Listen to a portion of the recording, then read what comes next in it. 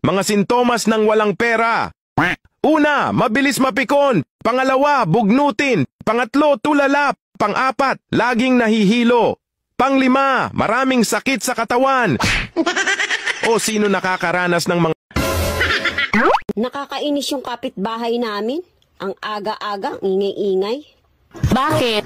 Nawawala daw manok nila. What? Hindi naman masarap. Ang kunat pa. Kuya, pautang mo yung stone corned beef, 2. Sa sahod ko na bayaran. Kailan ba yung sahod mo, ate? Wala pa kuya, nag-apply pa lang. Akala ko may something na kami. Wow! Something wrong pala.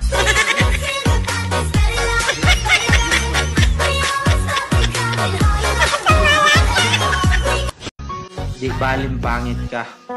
Yung mahalaga, masarap ka.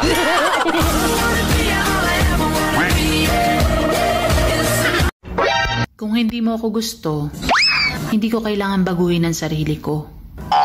Tinidurin mo pa yung sabaw.